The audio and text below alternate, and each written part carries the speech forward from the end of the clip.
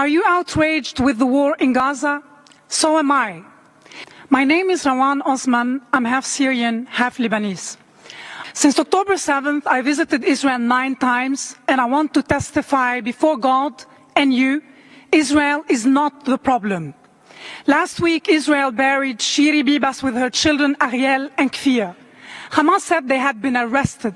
Forensic reports show they were choked to death in Gaza. But many who point fingers at Israel might do better to look in the mirror. I ask Qatar, why didn't you arrest the Hamas chiefs in Doha and demand release of the hostages?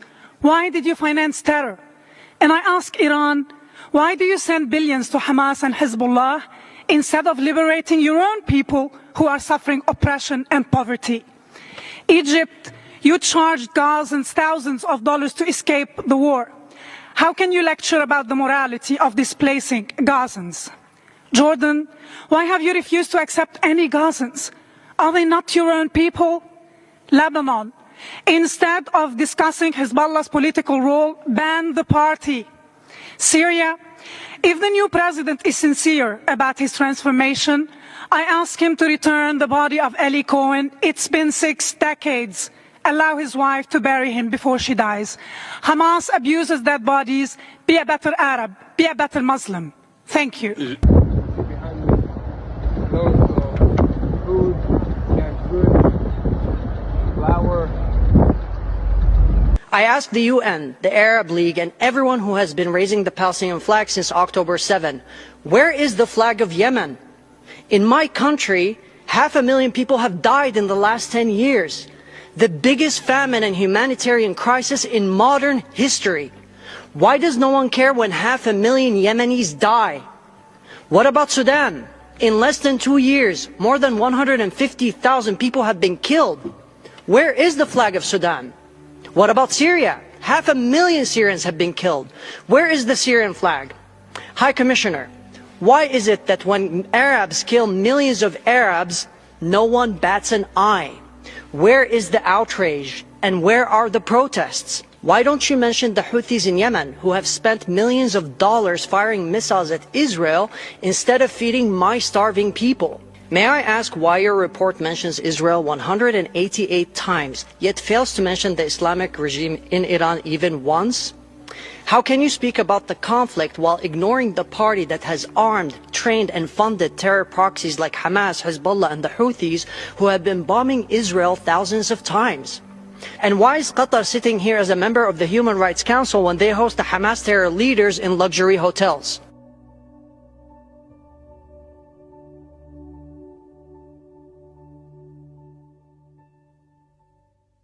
I want to reiterate that Israel never started this war. In fact, 1 month before the war, we were helping Gaza with their economic development. We were giving 20,000 work permits to Gazans to come into Israel. Why? Because Hamas, for 20 years, never invested in the economy. They took all the money that the world was giving them and they built a terrorist infrastructure. That's what they did with the money. And they didn't do anything for their people, so there are no jobs. It's the same in the West Bank, in Judea and Samaria. There are no jobs because the leadership of the Palestinians are corrupt. They take their money, they have castles, they have private jets. Nobody in the media talks about the fact that the Palestinian leadership living in Doha, in Qatar, are billionaires. I'm here at the Gaza border at the Kerem Shalom crossing. Right now we're on the Israeli side. In just a few moments we're going to be crossing into Gaza. I'm going to give you an inside look at what's happening at the depot where hundreds of trucks of humanitarian aid are entering the Gaza Strip every month in order to be distributed. I'm here in the Gaza Strip and I'm at the distribution center where thousands of pallets of aids are just waiting to be distributed. Let's take a closer look at what's happening here. Walking around this area, I think it's incredibly frustrating that we're seeing the accusations that we're seeing right here.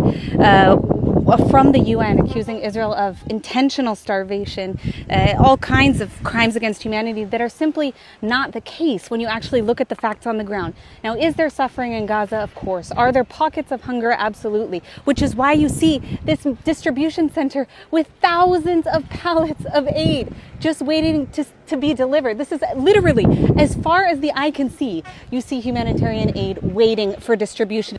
Even on the way into the Gaza Strip, we saw that there was a long line of cars waiting, some of them UN cars. Hopefully they're actually delivering that aid. But you can see here that there are just pallets upon pallets upon pallets of aid waiting to be distributed.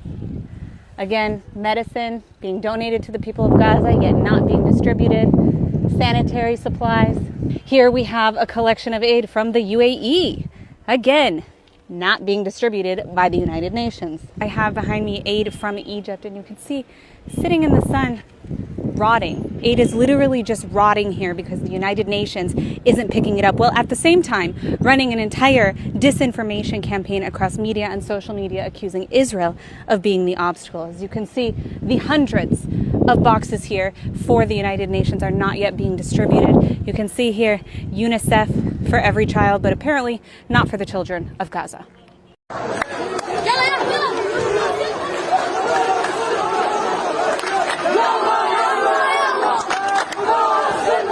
عشتنا احنا بننزل بكفي زلتونا يا عرب زلتونا يا قياداتنا بدك تفاوض باسم اهل غزه وانت عايش بالفنادق بدك تفاوض باسم اهل غزه وانت عايش في قطر تعال عيش عيشة اهل غزه زلتونا حلونا بعرض الله باي ثمن حلونا بايش مكان حلونا كيف مكان حلونا احنا بنموت. Israel is now portrayed as the enemy of Christians.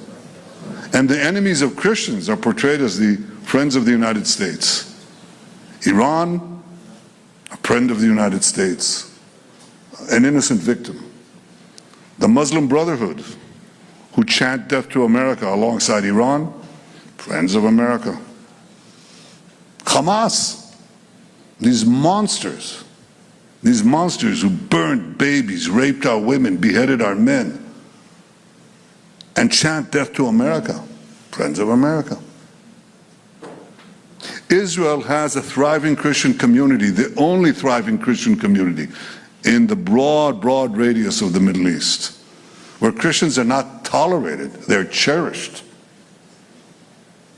You can light Christmas trees in Nazareth, but in Bethlehem, the birthplace of Jesus, when Israel left and the Palestinian Authority came in, the Christian majority shrank from 80% to under 20% because there was no more Israel to protect them. We cherish our Christian friends. We protect the Christian holy sites, not only the Church of the Holy Sepulchre, but in the Galilee, not only in Nazareth, but in the Galilee, in Capernaum, where Jesus preached for 3 years. We uphold and cherish those sites.